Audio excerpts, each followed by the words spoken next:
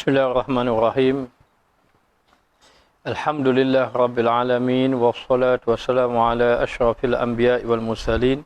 Wa ala alihi wa sahbihi ajma'in.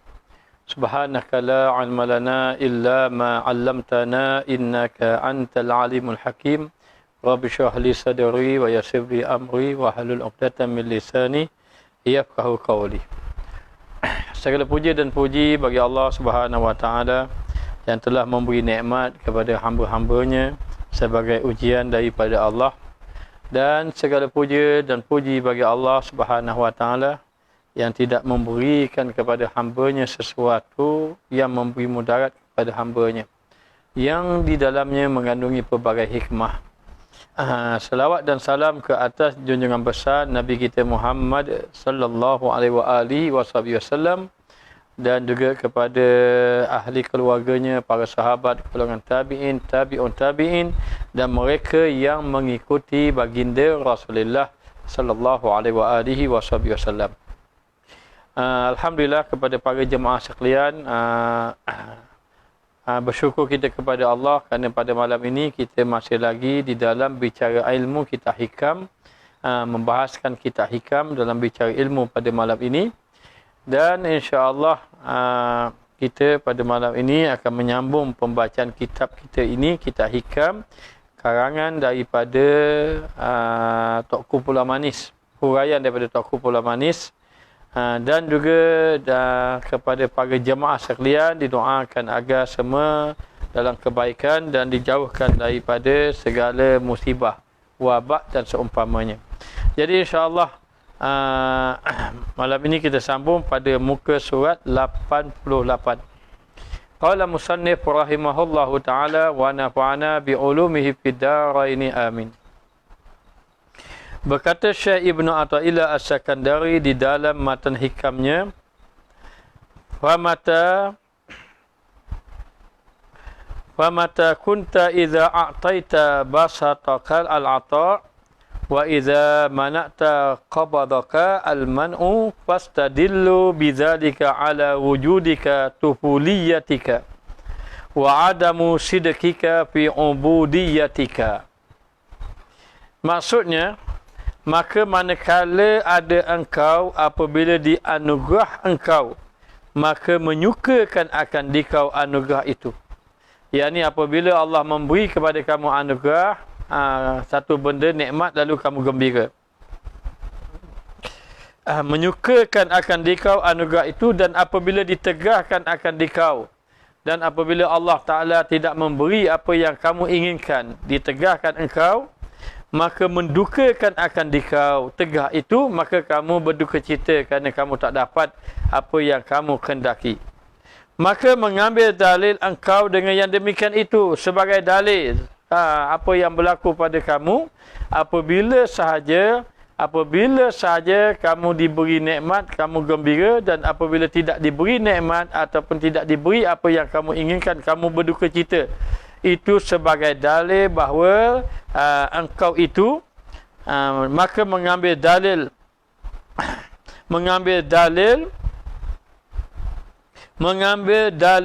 engkau bahawa yang demikian itu atas keadaanmu dengan kanak-kanakmu. Maka mengambil dalil keadaan kamu bagaikan kamu ni budak-budak, kanak-kanak, yakni engkau lagi hukum kanak-kanak, kamu dikira hukumnya seperti kamu ini kanak-kanak pada martabat kaum sufi, mengikut pandangan orang sufi. Mengikut pandangan orang sufi, dan ketiadaan benar engkau dalam ibadah kamu, dalam ubudiyah kamu, yakni menunjukkan tanda tidak benar, tanda belum benar kamu di dalam ibadah. Tanda bahawa kamu belum lagi benar di dalam ubudiyah, yakni ibadat, kerana lagi tinggal bagimu nafsu, kerana ada pada kamu itu nafsu dalam beribadah pada Allah, dan amal atas kehendaknya, dan kamu beramal atas mengikut kehendak nafsu. Maka inilah kebanyakan yang berlaku. Maksud di dalam matan hikam ini memberitahu kepada kita, mengatakan bahawa sesiapa yang apabila diberi anugerah, seperti Allah beri dia menjadi orang yang kaya, ataupun Allah memberi kepada dia orang yang ada pangkat, ada jawatan. Sama ada jawatan itu jawatan menteri sebagai contoh, ataupun ketua kampung sebagai contoh, ataupun sebagai ketua di dalam satu-satu persatuan ke, maka dia ada pangkat, kemudian diberi oleh Allah Ta'ala pengaruh, ataupun diberi lagi dengan kekayaan, maka dia gembira. Dia bergembira dengan apa yang dia dapat. Namun, apabila saja Allah tegah dia, Allah tak beri kepada dia apa yang dia inginkan. Dia inginkan jawatan, tak dapat jawatan. Dia masuk tanding, tak menang. Contohnya. Tanding tak menang. Walaupun naik dah nama dia, orang angkat tangan tak cukup. Itu bagi angkat tangan. Kalau bagi undi tak cukup, maka dia tak dapat apa yang dia khendaki. Apa yang dia khendaki. Ataupun dia inginkan jawatan, dia dinaikkan pangkat, tiba-tiba pangkat tak naik. Ataupun dia berniaga untuk menjadi orang yang kaya, tiba-tiba tak berjaya perniagaan dia. Maka ketika itu dia bersedih. Dia bersedih, dia duka cita. Maka ini tandanya bahawa kamu ini seperti budak-budak. Seperti budak-budak. Kerana budak-budak ini, kerana sifat satu kanak-kanak. Sifat kanak-kanak ni, dia ingin apa yang dia kendaki. Dia tak kira benda tu molek tak molek. Bagi dia, dia nak saja. Dia nak kaya. Dia tak kira kaya tu molek ke tak molek bagi dia. Yang dia fikir dia nak kaya. Maka dia pun berusahalah. Kalau dia dapat kaya, dia gembira. Dan kalaulah dia tak berjaya, dia menangis, dia sedih. Jadi, biar sifat budak-budak, dia tak kira. Yang dia tahu, dia nak saja apa yang dia inginkan, nafsu dia. Dan dia nak apa yang dia ingin, kalau dia tak dapat, dia menangis. Dia menangis, dia sedih, dia memberontak. Maka ini dikira bagaikan budak-budak dalam melakukan ibadah, dan ini dipandang oleh orang-orang sufi, kedudukan dia seperti kanak-kanak lagi. Kerana kanak-kanak begitulah. Bila dia dapat, dia gembira. Padahal dia tak tahu benda tu baik ataupun tidak baik. Dia jadi kaya, dia gembira.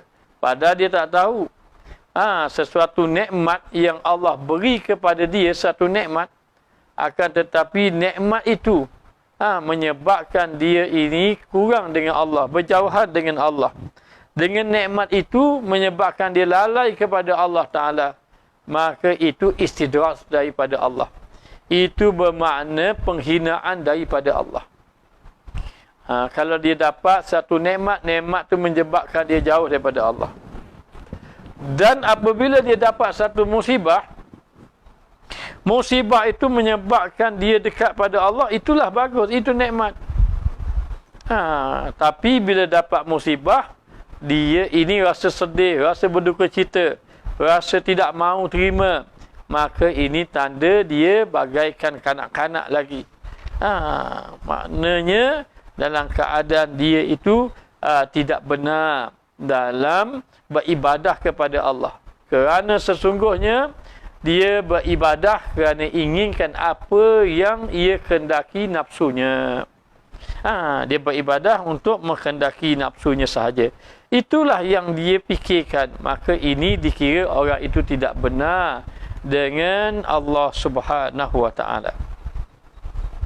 Kemudian dikatakan lagi, dan jikalau ada engkau tegah sempurna nascaya bersamaan kepadamu. Okey, baik. Sebelum pada tu kita nak bagi tahu sifat orang-orang yang soleh. Sifat orang-orang yang soleh dengan sifat orang yang tidak soleh. Beza dengan orang yang awam, yang jahil, dengan orang yang zuhud. Sebagai contoh, orang yang awam, yang jahil, apabila diberi, maka yang pertama dia gembira. tetapi lupa kepada Allah. Ni orang awam, dia gembira, dia dapat bila diberi saja anugerah, maka yang pertama dia gembira, tapi dia lupa kepada Allah. Gembira lupa. Yang kedua, apabila ditegah, yakni tidak dapat yang dia khendaki, maka dia sedih. Dan dia sedih, dia itu berputus asa. Dia ini berputus asa. Maknanya, ini sifat yang ada bagi orang awam. Bila dia beri dapat, maka dia sedih, dia pun berputus asa. Dan dia pun menjauhkan diri dengan Allah, tidak mahu beribadat kepada Allah. Maka ini sifat orang awam. Baik, sifat orang soleh. Sifat orang awam ini dipanggil budak-budak lagi. Dia kira orang tidak benar. Dia kira dia nak saja yang dia kendaki ke nafsu dia. Sifat orang soleh, orang dia panggil zuhadu. Al-ubaduz zuhad, hamba Allah yang zuhud. Maka apabila saja dia diberi, maka yang pertama dia bersyukur. Dia bersyukur kepada Allah Ta'ala. Bila dia beri, bersyukur. Apa maksud bersyukur? Yakni nikmat yang dia dapat itu digunakan kepada jalan kebaikan. Nikmat yang dia dapat digunakan jalan kebaikan. Itu dia bersyukur. Yang kedua, walaupun dia bersyukur, hatinya merasa takut. Nikmat dia dapat, tapi dia rasa takut. Dia rasa takut. Dia mari fikir, bahaya ni kalau dapat nikmat ni nanti aku lalai pada Allah Ta'ala. Dan yang ketiga, dia akan berwaspada. Dia akan berwaspada, berhati-hati. Berhati-hati. Ni. Dia pun mari fikir, dia pun jaga betul-betul, dia berhati-hati. Maknanya, nikmat itu dia guna betul, jangan jatuh kepada maksiat. Bagi dia, kalau tak ada pun tak apa. Maka sifat orang soleh, dia berbeza. Dua beza dia adalah bersamaan. Mendapat nikmat dengan tak dapat nikmat bersamaan. Baik. Sifat orang soleh, apabila ditegah, apa yang dia nak tak dapat. Apa yang dia nak dia tak dapat. Ditegah. Maka bila dia tegah, dia tegah tak dapat, dia sabar. Dia sabar. Tak ada apa-apa, dia sabar. Yang pertama, dia sabar. Dia minta dah, tapi Allah tak kurniakan lagi, dia pun bersabar. Dan apabila Allah Ta'ala timpa musibah pada dia, dia sabar. Sabar dengan arti kata, dia tidak buruk sangka dengan Allah. Yang kedua, apabila ditegah orang soleh tak dapat dia nak, dia redha. Dia jadi redha. Apa yang Allah Ta'ala tak bagi pada dia, dia redha, dia terima.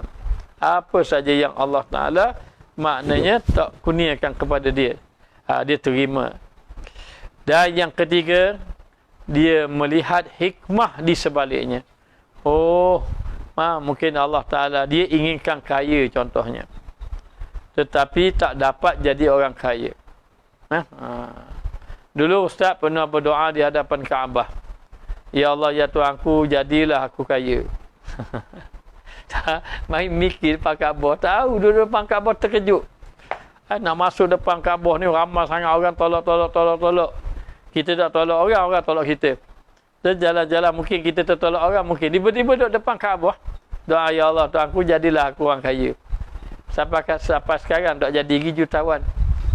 Kecuali pernah menjadi jutawan sekejap saja, ketika mana pergi ke Indonesia, tukar duit ringgit, dapat berjuta-juta rupiah. Itulah jadi jutawan. Maka tak dapat, Allah tak bagi. Contohnya, maka sifat orang soleh, apabila dia khendak, maka dia sabar. Dia tak dapat tu dia sabar. Hatta kalau ditimpa musibah, dia sabar. Yang kedua, dia redha. Ini yang terbaik lah. Kerana ini pilihan Allah. Katanya dia pun kata. Dan yang ketiga, dia melihat kepada hikmah. Allah tak bagi aku kaya ini ada hikmahnya, katanya. Allah tak bagi aku kaya ni ada hikmahnya. Antara hikmahnya, boleh jadi kalau aku kaya ni aku lalai. Maka ini tanda, maknanya orang itu dikira orang yang saleh. Maka berbeza dengan orang yang saleh.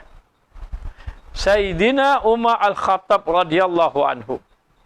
Ketika mana Sayyidina Umar dan maknanya menghantar bala tenteranya, akhirnya berjaya menaluki Persia. Maka berjaya menaluki Persia. Ketika mana berjaya menaluki Persia tadi, lalu diambil harta-harta ghanimah, harta rampasan perang yang terlalu banyak. Ketika mana sampai di hadapan Sayyidina Umar Al-Khattab, apa kata Sayyidina Umar Al-Khattab? Kita kalau dapat harta banyak, Allah, gembira bukan kepalang.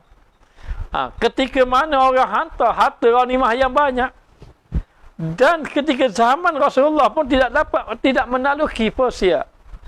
Zaman Sayyidina Abu Bakar tidak menaluki Persia, tetapi zaman Sayyidina Umar Al-Khattab, sehingga mendapat harta ghanimah yang begitu banyak. Lalu kata Sayyidina Umar Al-Khattab radhiyallahu anhu, ya Allah, engkau memberikan kemenangan kepada tentera aku ini, dan engkau telah memberi harta yang begitu banyak yang mana engkau tak beri pada Rasulullah sallallahu alaihi wasallam, dapat menaluki Persia, dapat harta ghanimah yang banyak. Sedangkan Rasulullah sallallahu alaihi wasallam itu kekasih kamu. Sedangkan Rasulullah sallallahu alaihi wasallam lebih engkau kasihi daripada Umar Al-Khattab, daripada diri aku. Sepatutnya Rasulullah lah yang dapat banyak. Sepatutnya Rasulullah lah yang dapat banyak. Kerana Rasulullah itu kekasih Rasulullah, bukan Sayyidina Umar Al-Khattab. Sayyidina Umar Al-Khattab ini tidaklah sebagaimana Rasulullah. Rasulullah itu kekasih, tetapi engkau ya Allah tak beri pada Rasulullah, engkau beri kepada aku. Maka aku rasa takut kepadamu ya Allah. Rasa takut kepada Allah Ta'ala. Maka ini Sayyidina Umar Al-Khattab, bila dia dapat, dia rasa takut. Dia kata, sedangkan sepatutnya kalaulah benda ini yang paling utama, nascaya diberi pada Rasulullah terlebih dahulu, harta ghanimah yang banyak. Ya Allah, kata Sayyidina Umar, engkau juga tidak memberi kepada Sayyidina Abu Bakar As-Siddiq radhiyallahu anhu. Di zaman Sayyidina Umar Abu Bakar As-Siddiq tidak membuka, tidak menaluki Persia tadi. Tetapi di zaman dia, engkau tidak beri pada Sayyidina Abu Bakar As-Siddiq, sedangkan Sayyidina Abu Bakar As-Siddiq itu lebih baik daripada Sayyidina Umar Al-Khattab. Tetapi engkau ya Allah beri pada Sayyidina Umar Al-Khattab. Maka dengan itu aku merasa takut kepadamu ya Allah. Ini Sayyidina Umar Al-Khattab radhiyallahu anhu. Kita kalau dapat, gembira sungguh sampai lupa kepada Allah. Kalau kita dapat, gembira. Maka kalau hilang, maka berduka cita. Sebab itu orang-orang yang soleh, mereka dapat, mereka tak dapat, mereka hilang, tidak hilang, mereka tidak berduka cita. Apabila mendapat nikmat, tidak terlalu bergembira, dan apabila hilang nikmat, tidak terlalu berduka cita. Maka ada satu orang sahabat yang bernama Sayyidina Khalid Al-Walid. Cerita yang kedua, kisah Sayyidina Khalid Al-Walid. Sayyidina Khalid Al-Walid ini, Allah Subhanahu Wa Taala memberi kepadanya anugerah yang hebat, anugerah yang besar. Antaranya Sayyidina Khalid Al-Walid ini, beliau adalah orang yang mahir dalam menunggang kuda, mahir dalam menggunakan senjata, mahir dalam strategi peperangan. Sehingga dikatakan Sayyidina Umar Al-Khattab ini tidak pernah kalah di dalam peperangan yang diketuai oleh Sayyidina Khalid Al-Walid. Sehingga orang-orang Islam begitu yakin kalaulah panglima perangnya Sayyidina Khalid Al-Walid, maka Sayyidina Khalid Al-Walid ini akan mendapat kemenangan. Bahkan Sayyidina Khalid Al-Walid itu pernah minum racun. Namun racun yang diminum itu tidak memudaratkan dirinya. Maka Allah memberi anugerah yang hebat pada Sayyidina Khalid Al-Walid. Maka Sayyidina Umar Al-Khattab radhiyallahu anhu, ketika mana Sayyidina Khalid Al-Walid memimpin pasukan peperangan yang begitu hebat, dia ini menjadi panglima perang, dan di bawahnya ada tentera-tentera, dan Sayyidina Khalid Al-Walid ini mendapat kedudukan kemuliaan yang hebat ketika itu. Tiba-tiba Sayyidina Umar Al-Khattab radhiyallahu anhu memecat Sayyidina Khalid Al-Walid. Maksud memecatnya, maksud dia Sayyidina Umar Al-Khattab pembahagian panglima perang itu diberi kepada orang lain, Abdullah ibn Abu Jarrah. Sepatutnya yang memimpin pasukan tentera itu adalah Sayyidina Khalid Al-Walid. Tengah-tengah jadi menteri contohnya. Tengah-tengah jadi menteri, tiba-tiba tak jadi menteri. Tengah-tengah dapat pangkat besar, dia jatuh, tak dapat pangkat besar. Macam mana keadaan kita? Kalau kita dah jadi pemimpin, dah jadi pangkat besar, tiba-tiba pangkat kita tercabut. Kita digugurkan. Maka ketika mana Sayyidina Khalid Al-Walid digugurkan menjadi panglima perang, maka Sayyidina Khalid Al-Walid ini bergembira. Tidak bersedih. Lalu orang berkata, kenapa kamu tidak dilantik lagi menjadi panglima perang? Ini mungkin ada konspirasi peringkat tertinggi. Maknanya, mungkin ada orang nak menjatuhkan kamu. Maka Sayyidina Khalid Al-Walid melarang. Jangan menimbulkan huru-hara. Bahkan dia bersyukur kepada Allah Ta'ala. Sedikit pun tidak berduka cita. Sedikit pun tidak rasa kecewa. Bahkan Sayyidina Khalid Al-Walid menjadi tentera biasa. Bersama dengan panglima perang yang baru, Abdullah ibn Abu Jarrah, dan memimpin pasukan tentera. Ternyata pimpinan daripada Abdullah ibn Abu Jarrah pun menang juga tadi. Adakah Sayyidina Khalid Al-Walid itu bersedih? Tidak. Adakah Sayyidina Khalid Al-Walid itu merasa marah kepada Umar Al-Khattab? Tidak. Kerana apa? Kerana dia ini buat bukan kerana mencari nama. Dia menjadi panglima perang bukan mencari nama. Bukan kerana dia inginkan kedudukan daripada makhluk. Dia ini kerana memimpin pasukan tentera kerana Allah Ta'ala. Maka orang yang buat kerana Allah Ta'ala, maka ada jawatan, tidak ada jawatan, sama. Sama saja. Sama sahaja. Bahkan dikatakan oleh Habib Ali Jufri ada mengatakan, orang yang benar di dalam ibadat, dia inginkan kebaikan itu datang tak kira daripada dirinya ataupun daripada orang lain. Itu baru orang benar dalam ibadat. Orang yang benar dalam dakwah, dia nak orang itu jadi berubah, jadi baik, tak semestinya di tangan dia, di tangan orang lain pun tidak mengapa, asalkan ada kebaikan. Ini orang yang benar. Namun kalau nak mesti daripada kita, daripada orang lain tak boleh. Orang lain tak jadi, kita je yang jadi. Ataupun dengan arti kata, mesti kita, kalau saya pegang, kalau saya digugurkan daripada jawatan ini, saya bimbang orang lain tidak boleh memimpin macam saya, kata dia, contoh dia ni. Maka ini tidak benar, ini tidak jujur. Kerana ini melibatkan nafsu, ini melibatkan kepentingan diri. Maka orang yang buat kerana Allah, dia bersamaan saja. Ada dengan tidak ada. Baik, sesiapa yang melakukan ibadat semata-mata inginkan keinginan nafsunya saja, maka dia kira tidak benar di dalam ibadah kepada Allah Ta'ala. Kita beribadat, kita buat baik, kita nak nikmat saja. Tiba-tiba Allah Ta'ala uji kita, kita pun berkata, ya Allah, kenapa menguji aku? Tidakkah aku sudah semayang? Tidakkah aku ni sudah semayang? Aku kan sudah semayang, bapa menguji aku susah.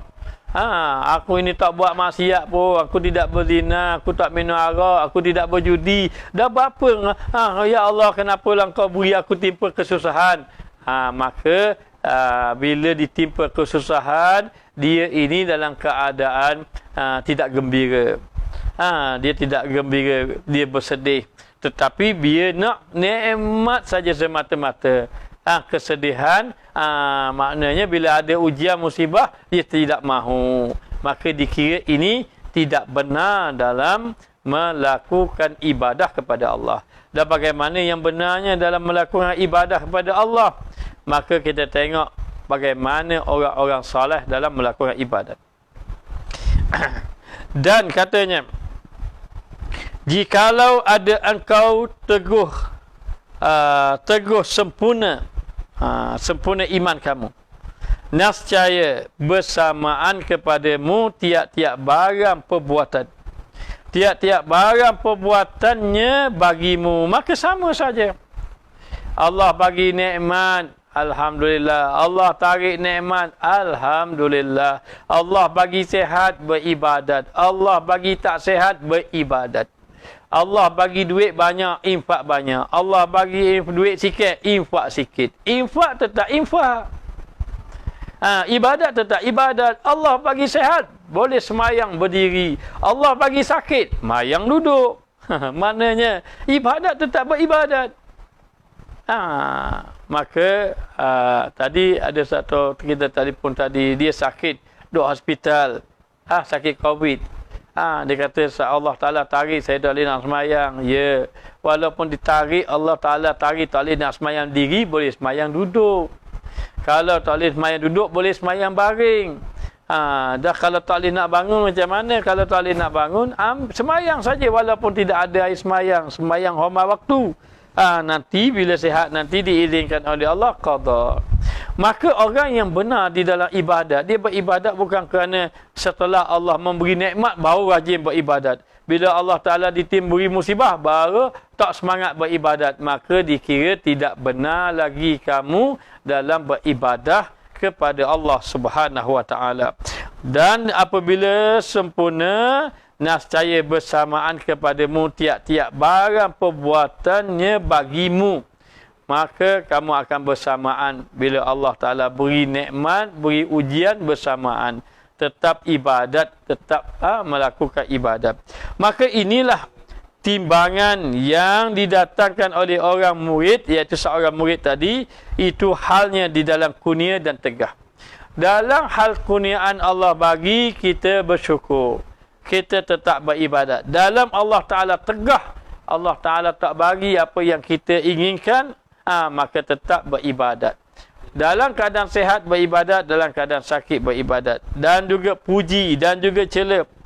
Maka jikalau ada ia sempurna yang demikian itu, puji dan cela sama saja, maka yang demikian itu nescaya menunjukkan ia kurangnya, maka adalah ia seperti kanak-kanak jua. Kalaulah tidak bersamaan, kalau tidak bersamaan, ketika puji, ketika dapat nikmat gembira, ketika hilang nikmat sedih, ketika mendapat mulia, rasa dirinya mulia, tiba-tiba jatuh hina, rasa terhina, maka ini dikira budak-budak lagi, tidak benar lagi dalam beribadah pada Allah.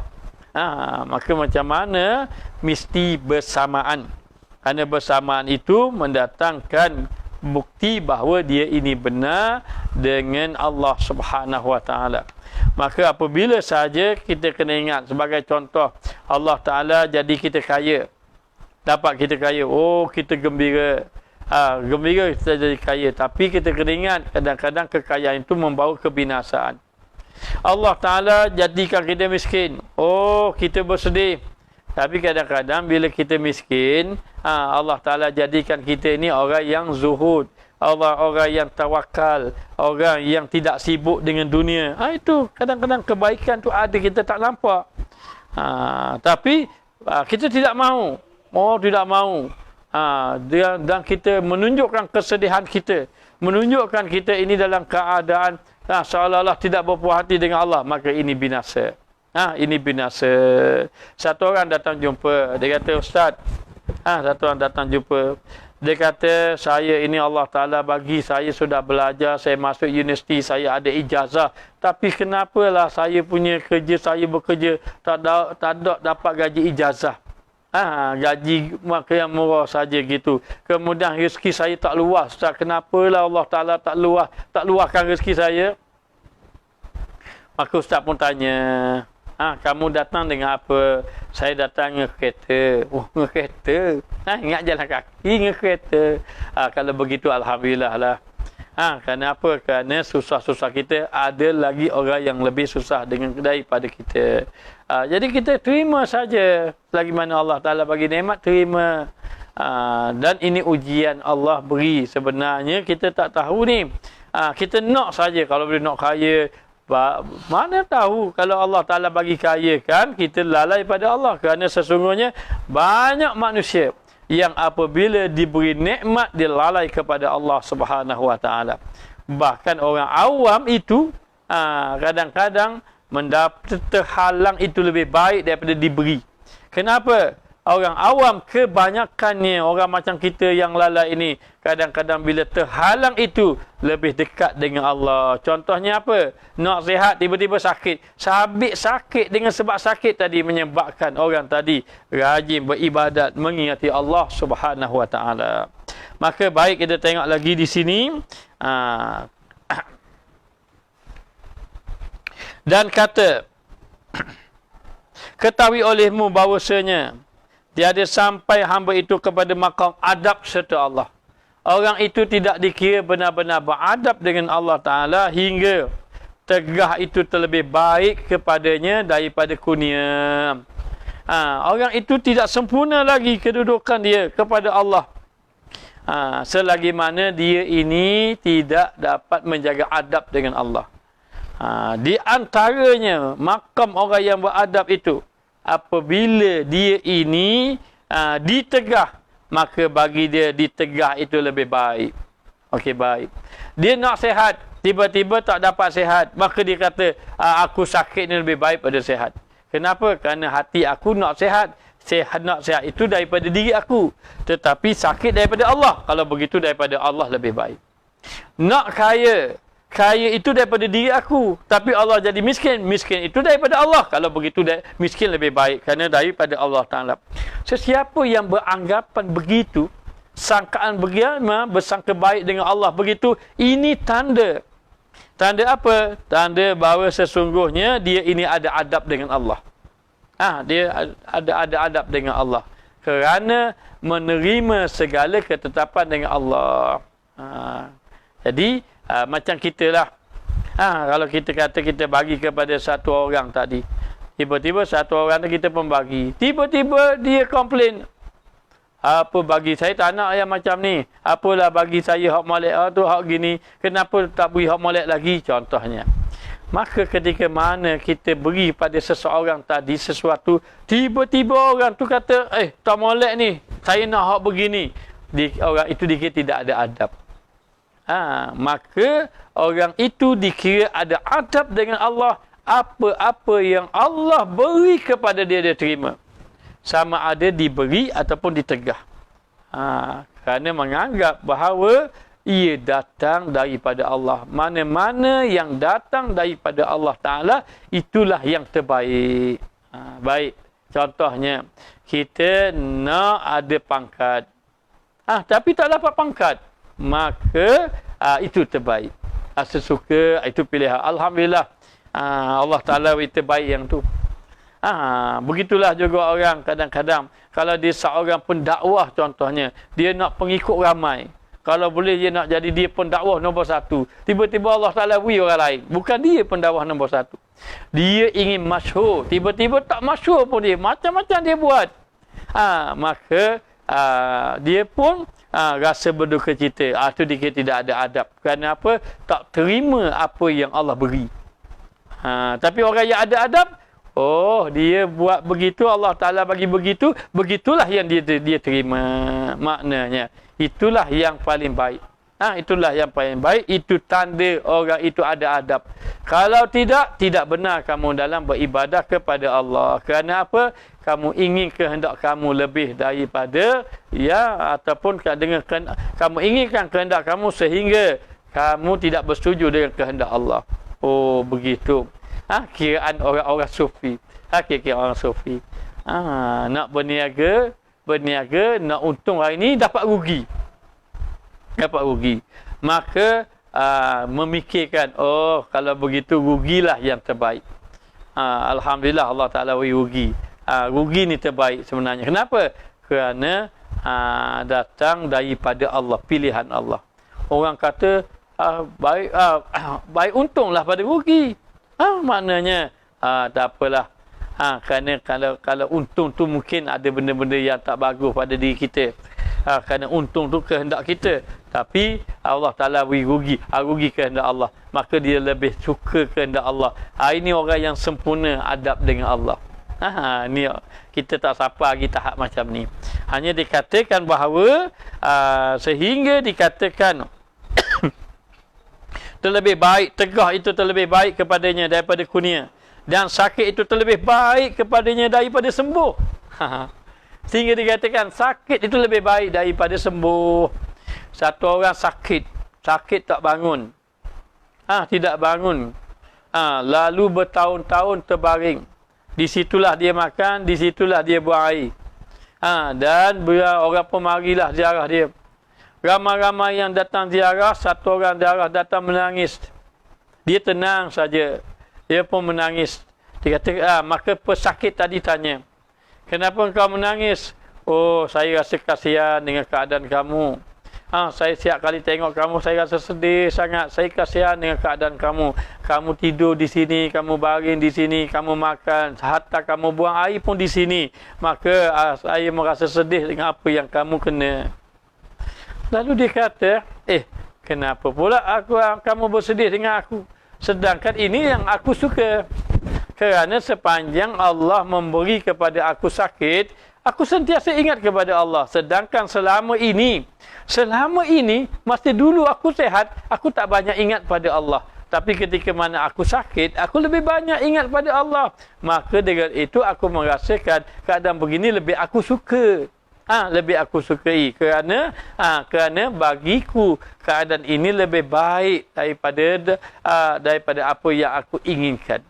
Kerana keadaan begini, keadaan yang ditentukan oleh Allah, pilihan Allah. Ini adalah orang-orang yang sempurna maqamnya, sempurna adabnya dengan Allah. Tidak bermakna dia tak berusaha menjadi sehat, bukan. Tapi ada orang yang sudah makamnya tinggi, para awliya yang makam tinggi kadang-kadang hilang usaha. Ini makam orang, kedudukan makam kita orang awam kena usahalah. Sakit makan obat, begitu. Sebagai contoh. Baik. Kemudian dikatakan bahawa sakit itu terlebih baik kepadanya daripada sembuh, dan fakir itu terlebih baik kepadanya daripada kaya. Antara fakir dan kaya, maka dipilihnya fakir. Dan baginya fakir lebih baik daripada kaya. Inilah maknanya orang-orang sufi, orang-orang yang soleh. Dengan arti kata bahawa kalau diberi pilihan, nak kaya ke nak miskin, nak kaya pilih miskin lah. Begitu. Dialah kalau kita pilih kaya. Maknanya sebab apa? Sebab kita kadang-kadang masih lagi nafsu. Nabi SAW ditawarkan kepadanya, seandainya engkau wahai Muhammad, kata malaikat Jibril, seandainya engkau ingin bukit jadi emas, nasai bukit jadi emas. Tapi Rasulullah tidak mahu bukit itu menjadi emas. Kalau diberi pilihan nak tak bukit jadi emas, maka Rasulullah SAW menunjuk contoh kepada kita. Rasulullah Ta'ala tidak mahu bukit menjadi emas. Kalau Allah nak beri juga pada dia, maka berilah 1 hari kenyang, 2 hari lapar. Maknanya ini adab dengan Allah. Sebaik-baik manusia yang mempunyai adab adalah baginda Rasulullah SAW. Adabnya dengan Allah Ta'ala. Maka dan kata Ibnu Syarif radhiyallahu anhu, barang siapa terlebih gemar disifatkan oleh manusia akan dia dengan ilmu, dengan ilmu dan amal dan ikhlas. Oh, kalau orang kata mu ni orang alim, oh, gembira kita. Mu ni orang ahli amal. Oh, ustaz ni orang alim, oh gembira. Dah lah alim kuat beramal, lagi gembira. Saya rasa ustaz ni memang ikhlas lah, lagi gembira. Inilah dia kata. Kalau disifatkan gemar begitu. Dan telah benci dan terlebih benci disifatkan oleh mereka akan dia dengan segala lawanannya, ataupun dan benci kalau lawan. Ustaz tu bukan alim tu, belagak aja alim. Marah kita. Dah lah cakap beri nasihat, beramal pun tidak, lagi marah. Lepas tu kata lagi, apa dia? Nak tengok ustaz yang tidak ikhlas, tengok pada dia. 3 kali marah. Tadi 3 kali suka, ni 3 kali marah. Marah sungguh. Kenapa? Kerana sesuatu yang dibenci, yang dia tidak mahu. Nah, maka dikatakan nascaya tiada mencium ia akan bau daripada ikhlas. Maka dia tidak akan berjaya menjadi orang yang ikhlas. Menjaya menjadi orang yang ikhlas. Baik. Maka di sini diberitahu bahawa untuk menjadi orang yang ikhlas ini mesti dia seseorang tadi bersamaan. Bersamaan. Maknanya cela dan puji bersamaan. Baginya bahkan cela itu lebih disukai daripada puji. Sama ada ni orang ikhlas. Yang pertama, cela dan puji bersamaan. Mu nak cela pun tak apa, mu nak puji pun tak apa. Mu puji pun tidak terkesan, mu cela pun tidak terkesan. Lebih sikit lagi, antara puji dengan cela, dia lebih suka cela daripada puji. Bila orang puji, hati tak tenang, tak suka. Tak suka orang puji. Tapi bila orang kata buruk pada dia, dia tenang. Itu lebih baik kata. Kerana orang ini boleh mengingatkan dia kepada Allah, menyedarkan kelalaian dia. Ini tanda orang yang ikhlas. Baik. Kata Syekh Zakaria radhiyallahu anhu, bermula alamat ikhlas orang yang mengerjakan itu iaitu duka hatinya. Apabila disifatkan dengan tahu atau dengan baik. Orang yang ikhlas, maknanya antara tanda ikhlas itu, dia akan berduka cita kalaulah orang tahu ibadat dia. Ataupun orang mengatakan dia baik dalam ibadat, maka dia tidak suka, itu ikhlas. Pernah satu ketika berlaku di kota Madinah. Di kota Madinah ini tidak ada air. Bumi jadi kering. Hujan turun, hujan tak turun. Maka orang Madinah sembahyang istisqa, minta hujan. Sembahyang istisqa yang pertama minta hujan, tak turun air hujan. Sembahyang yang kedua, maksudnya minta sembahyang istisqa, air hujan pun tak turun. Sembahyang yang ketiga istisqa, minta air hujan, hujan pun tak turun. Akhirnya datang satu orang lelaki daripada luar ke kota Madinah. Datang ke kota Madinah, menyewa di sebuah rumah. Maka malam-malam pergi ke Masjid Nabawi. Malam pergi ke Masjid Nabawi, ketika mana orang habis semayang dah balik belaka, dia tak balik, dia duduk di masjid, dia semayang. Semayang 2 rakaat bangun, semayang 2 rakaat bangun, semayang 2 rakaat bangun. Sampaikah satu ketika setelah banyak semayang beberapa rakaat, lalu dia pun berdoa pada Allah. Dia pun mengangkat berdoa, dengan bersungguh-sungguh dia berdoa. Tiba-tiba hujan turun. Hujan turun dengan doa anak muda tadi di malam hari. Ketika mana dia beribadat, rupa-rupanya ada satu orang tengok tanpa dia sedar. Orang tengok tadi terkejut. Anak muda ni, dia punya doa sampai hujan turun. Kita dah semayang istisqa 3 kali dah hujan tak turun. Maka tahulah orang ini dia adalah seorang lelaki yang soleh. Seorang lelaki yang soleh, doanya makbul. Malam besok, seperti biasa, anak muda tadi beribadat malam-malam hari. Dilihat lagi orang tadi. Anak muda tadi tak sedar pun orang tengok dia. Maka dia sembahyang 2 rakaat sampai masa ketika dia tadah doa. Bila tadah doa, tengah-tengah tadah doa, hujan turun pula pada malam yang kedua. Oh, lagilah orang yang hintai dia tadi, lagilah yakin memang budak ini, pemuda yang saleh. Berlaku malam yang ketiga. Malam yang ketiga. Bila malam yang ketiga, seperti biasa orang pergi masjid, penerima orang pun balik, anak muda tadi duduk di masjid. Dilewat-lewat malam, beribadat, sembahyang 2 rakaat, bangun lagi sembahyang 2 rakaat, sampai satu ketika, tak ada doa. Maka berdoa dia bersungguh-sungguh. Dengan dia berdoa bersungguh-sungguh, hujan turun lagi. Maka hujan turun lagi, meyakinkan dia. Tapi kali ini, orang yang intai dia tadi, rasa nak jumpalah dengan anak muda ini. Maka, pagi besoknya, selepas daripada sembahyang subuh, orang yang intai dia tadi, mengekori anak muda tadi. Pergilah dekat anak muda tadi lepas daripada sembahyang duha pun balik. Balik dia pun ikut daripada belakang.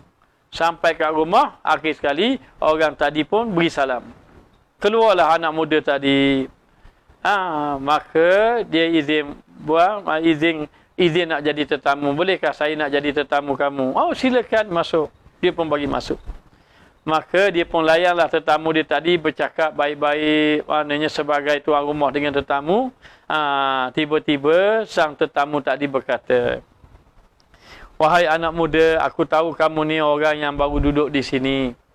Untuk pengetahuan, kami orang-orang Madinah sebelum pada ini dilanda kemarau. Tidak, tanaman-tanaman pun mati, bumi menjadi kering. Maka kami telah sembahyang istisqa, minta hujan sebanyak 3 kali, maka hujan tidak turun. Sehinggalah kamu datang ke sini dan saya melihat kamu beribadat kepada Allah. Dan ketika mana kamu berdoa, Allah Ta'ala turunkan air hujan. Terkejut anak muda tadi. Bila dengar cerita tadi, terkejut anak muda tadi. Kemudian, dia cerita, malam keesokan aku tengok kamu berdoa, lagi-lagi air hujan turun. Sampailah 3 kali. Anak muda tadi terkejut dengan cerita tadi, dia bertanya, kalau begitu kamu mengintai aku beribadat? Ya. Maka anak muda tadi, nyata wajahnya tidak senang. Maka tidak lagi berlaku perbualan mesra. Maka anak muda tadi rasa macam gelisah. Kemudian tak berapa nak bercakap. Kemudian rasa sedih. Kemudian rasa macam seolah-olah rasa nak marah. Kalau rasa macam tak puas hati dengan tetamu dia. Akhirnya tetamu tadi pun rasa macam tuan rumah tadi rasa tak gembira. Akhirnya dia minta diri pulang. Dia pun baliklah. Tetamu tadi pun balik. Malam itu, sang tetamu tadi tu, yang jadi tetamu tadi, malam tu tunggu anak muda tadi. Takut-takut dia beribadat. Saya anak muda tadi tak mari. Dia tunggu, tak mari, sampai ke pagi. Dan malam itu hujan pun tak turun. Dia kata, pergi mana anak muda ni? Pagi besok, lepas pada sembahyang tu, dia pergi rumah anak muda tadi. Bila pergi rumah anak muda tadi, ternyata rumah anak muda tadi tertutup, diberi salam, tidak ada yang menjawabnya. Tiba-tiba, jiran kepada anak muda tadi keluar. Dia pun bertanya pada jiran, ke mana pergi tuan rumah sini? Dia kata, tuan rumah tadi semalam dia ada, tapi hari ini dah tidak ada. Mana mungkin tidak ada? Semalam saya pergi jumpa dia, saya bercakap-cakap dengan dia. Oh, kata dia, kalau begitu kamulah yang berjumpa dengan dia yang terakhir. Kenapa? Aku melihat selepas daripada kamu keluar daripada rumahnya, dia berkemas-kemas, lalu dia pindah. Dia terus pindah. Selepas kamu keluar daripada rumah dia. Apa yang kamu kata pada dia sampai dia keluar? Apa yang kamu kata? Dia kata, saya tak kata apa-apa pada dia. Saya hanya beritahu bahawa saya melihat dia beribadat. Di malam hari dia munajat. Saya mengintai dia. Saya tengok dia beribadat munajat sampai hujan turun. Itu saja saya kata. Oh, kalau begitu, Dengan perkataan kamulah yang menyebabkan dia ini keluar. Boleh jadi dia tidak suka kamu mengetahui ibadat dia. Maka dapatlah kesimpulan, kalau begitu ternyata ikhlas betul anak muda ini. Tidak mahu, tidak suka amal-amal ibadatnya diketahui. Kita kalau orang tahu kita semayang malam, kau semangat, malam esok semayang lagi. Malam lusa semayang lagi.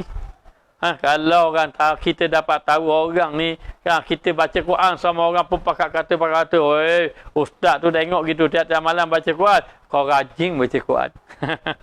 Kau rajin baca Quran. Kalau lah kita ni ada duit, kita infak, kita bagi orang ni, kita bagi orang pakai miskin, orang pun kata, oh bagus lah, bagi Allah ke pakai miskin. Nak cari orang macam ustaz tak ada. Kalau gitu kau rajin lah infak. Kau rajin lah infak. Begitulah sifat kanak-kanak dalam melakukan amal ibadat pada Allah. Begitu bermakna belum benar kamu dalam beribadah kepada Allah. Baik. Maka kamu tidak akan berjaya mencium keikhlasan. Bila mana saja orang puji kamu suka, orang keji kamu marah. Itu kamu tidak akan mencium keikhlasan. Dan kata Syekh Zakaria tadi, kata Syekh Zakaria radhiyallahu anhu, bermula tanda alamat orang yang mengerjakan itu iaitu duka hati.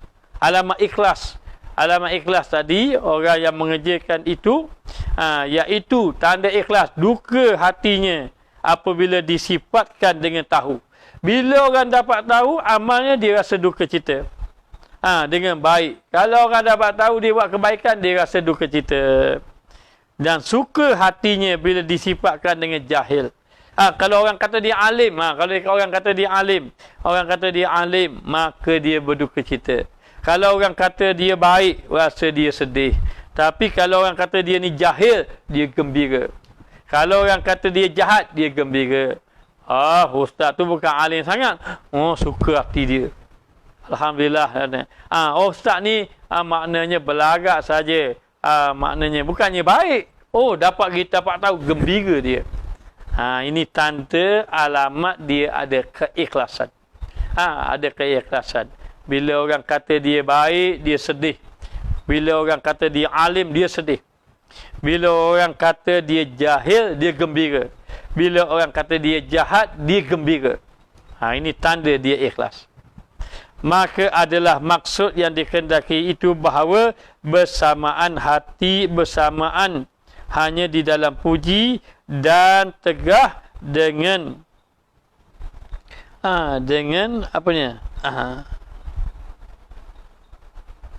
sesuatu kepada keduanya, dengan bersamaan sesuatu daripada keduanya.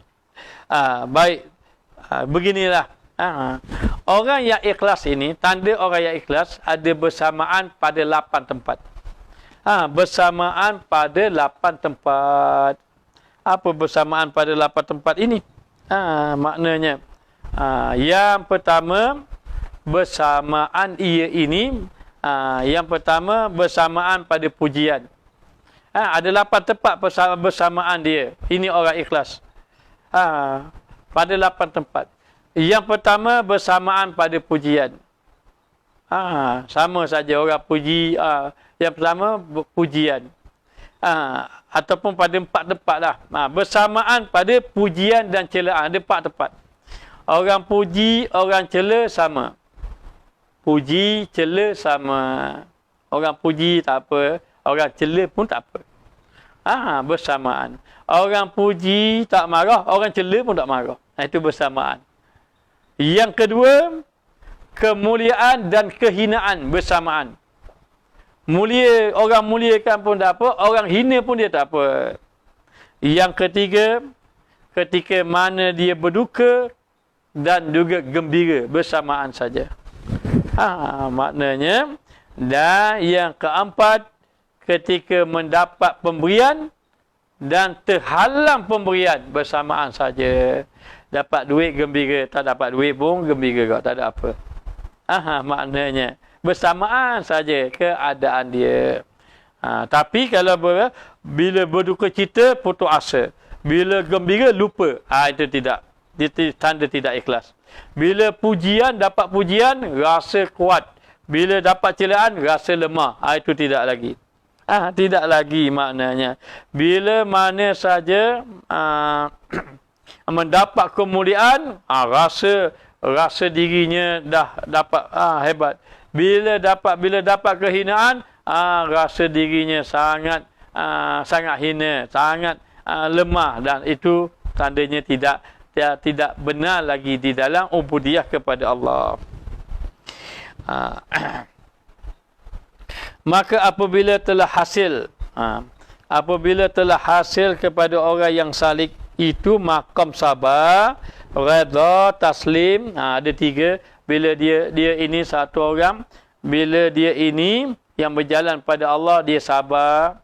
Bila ditimpa musibah, dia sabar, dia redha, dia menyerah diri pada Allah, dia taslim, iaitu menyerah diri pada Allah, maka pindahlah ia kepada maqam fana. Kemudian kepada maqam fana. Dan maqam fana itu iaitu dikendaki dirinya pada hak rububiyah. Ni akan dibicara pada matan yang akan datang.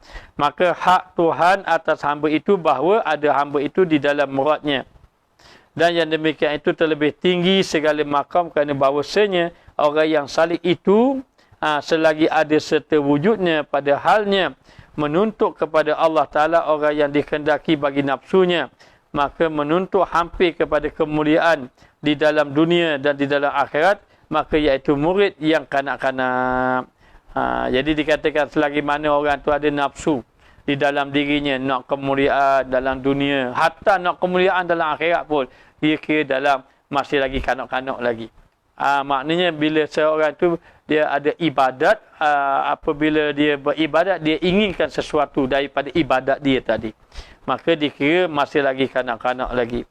Maka orang yang telah benar sidik dalam ubudiyahnya, iaitu tiada memandang daripada tiap-tiap gerak dan diamnya, melainkan yang esa jua itu hanya memandang kepada Allah. Tidak ada gerak diam, nikmat, duka cita, cela, hina, hanya semuanya memandang kepada Allah. Dia memandang pada Allah. Maknanya kalau orang dapat pujian, dia kata apa? Ini pujian daripada Allah. Kalau dia dapat celaan, ini adalah teguran daripada Allah. Kalau dia dapat kemuliaan, kemuliaan itu datang daripada Allah. Kalau dia dapat kehinaan, kehinaan itu adalah Allah, daripada Allah untuk menyedarkan dia.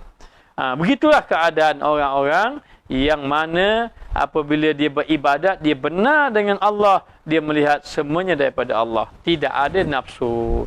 Jadi kita masih lagi dalam kanak-kanak lagi, kerana ibadat kita lebih kepada nafsu. Rupa-rupanya kita semayang, kita nak orang puji kita. Tak dapat pujian, marah. Maknanya, begitulah keadaan. Kita infak. Bila kita infak, orang kutuk kita. Oh, kita buat baik pun orang kutuk juga. Marah kita. Oh, rupa-rupanya kita nak sesuatu. Kita nak apa? Nak orang puji. Bila orang kutuk, kita marah. Bermakna kita nak pujian lah tu. Bermakna tidak benar kita dalam ibadah kepada Allah.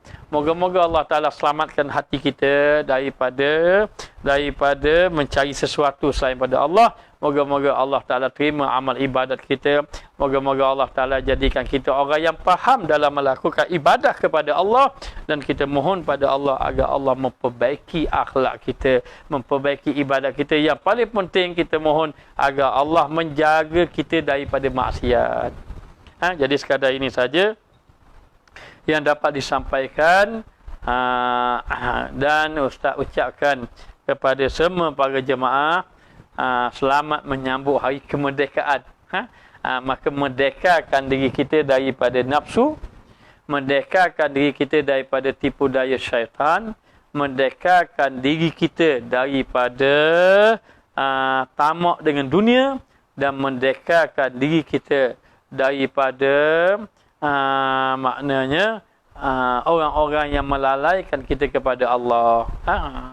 Jadi sekadar ini saja saya sampaikan. Minta maaf di atas segala kekurangan, kerana Ustaz bukanlah orang yang alim, bukanlah orang yang saleh, hanya menyampaikan apa yang Allah Ta'ala kurniakan.